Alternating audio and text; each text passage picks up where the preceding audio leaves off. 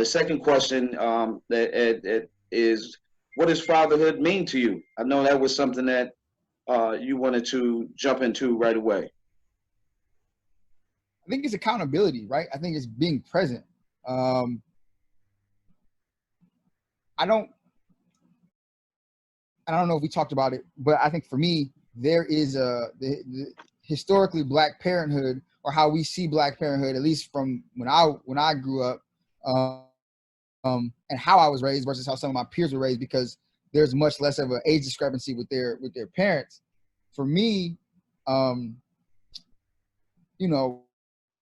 mom's eras before that, it's like, I brought you in this world, I'll take you out. Right. There's the whole trying to instill fear in your kids, but that is not in reading the Bible, that's not biblical, right? That's not like, there's a Bible verse that says lead, what is it? Oh, but the essence of the verse is, don't provoke your kids to anger.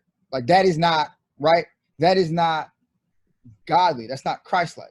So for me, fatherhood, whether that's motherhood or fatherhood, it is being mindful of that, right? It's being mindful that you're here to raise children, right? They're not supposed to be afraid of you. They're supposed to come to you. They're supposed to look to you and trust that you are their protector. And that's like with the police. I'm not going to go to the police and talk to the police because I'm afraid of the police. I can't trust them to protect me. So if fathers or mothers, and from that matter, are always like, you trying to instill fear in through their instilling of values, they are also instilling fear. How can you have the open line of communication that you seek to have as a parent? Or when you say, I don't know why my child would do that, or I don't know why they didn't come to me, was because you're not showing me that I can trust you with my wrongs or my rights or my decision making. The things that aren't right to you, that you may not agree with, but they may not be against the law. They just are a departure from what your core values are, right? But we have to, as for me, when I'm a father, I know that just because I may not agree with what my child does not mean that my child is wrong, because they are their own person. And in the Bible, it says, lead a child,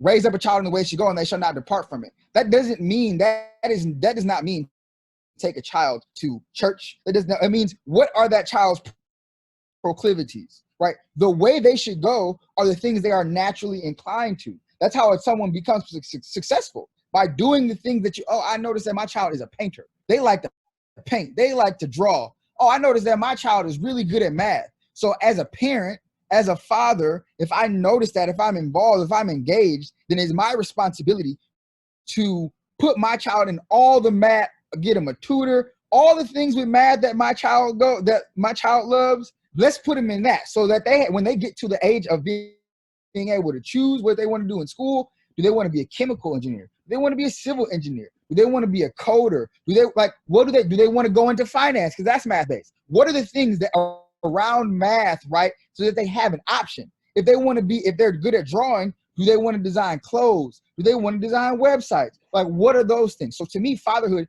that's what it's about, right? Those are the things that matter to me, right? Not I brought you in this world, I'm gonna take you out, or all those. That to me, that is from an era, like, not saying it doesn't have value, right? I'm not saying I'm not saying that it wasn't not value. It wasn't without reason, right? Because that comes from an era where if you did something, right, it's still present today. Your child could leave home and not come back, right? But the way that it happened then was much different now. And so you can't continue to parent and the way that it was done in 1940 and 1950 and 1960, 70, and 80 when it's 2020.